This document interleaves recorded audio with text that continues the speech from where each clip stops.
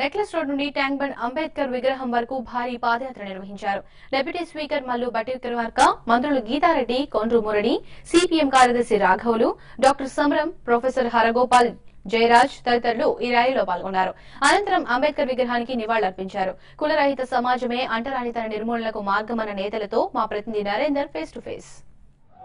సమాజంలో కుల నిర్మూలన పోవాలని చెప్పేసి అదే నెక్లెస్ రోడ్ నుంచి ఇక్కడ ట్యాంక్ బండ్ అంబేద్కర్ స్టాచ్యూ వరకు మొత్తం అంటే మంత్రులు కావచ్చు, ఇతర ప్రజాప్రతినిధులు, విద్యార్థులు పెద్ద ఎత్తున ఇక్కడ వాక్ చేస్తున్నారు. మనతో మాట్లాడడానికి మంత్రి కొండూరు గారు. చెప్పండి సార్, మీరు ఎందుకోసం వాక్ చేస్తున్నారు?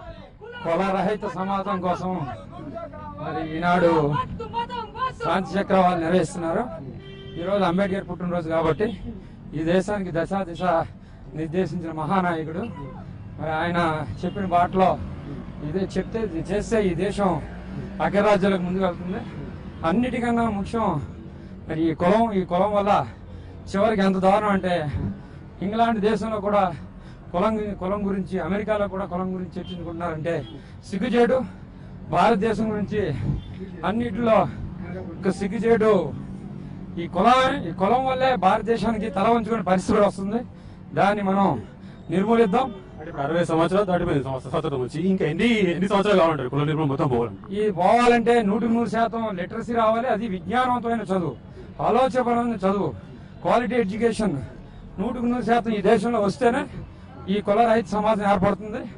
అలాగే ఎవరైతే ఇప్పటివరకు విజ్ఞానవంతులు ఉన్నారో ఎక్కువగా మోటివేట్ చేసి ఈ కులం వల్ల జరుగుతున్న నష్టాలని మరి వారి పిల్లలకి, లేకపోతే వారి కుటుంబాలకి, సంతానానికి, లేకపోతే ప్రజల్లోకి తీసుకెళ్తేనే ఈ కులరహిత సమాజం ఏర్పడుతుంది.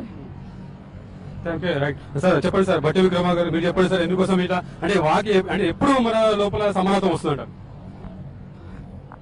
అవమానాలు లేని, కులాలతో కూడినటువంటి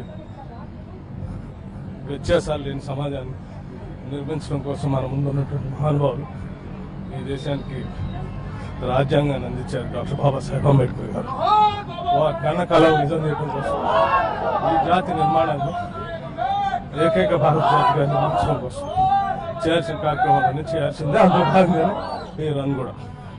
ఓకే, రైట్. అంటే సమాజంలో కుల రహితం అంటే అందరూ ఈక్వల్ గా, అందరూ సమానంగా ఉండాలి అంటే ప్రజలు అవగాహన, అదేవిధంగా అందరూ విద్యావంతులు అయితే తప్ప ఈ సమానత్వం అనేది జరగదని ఇక్కడ మంత్రులు చెప్తున్నారు. కెమెరా పర్సన్ ప్రసాద్ తో కలిసి నరేందర్, TV5 హైదరాబాద్. ఇక నిన్న మా టీవీ, ఇవాళ జీ టీవీ.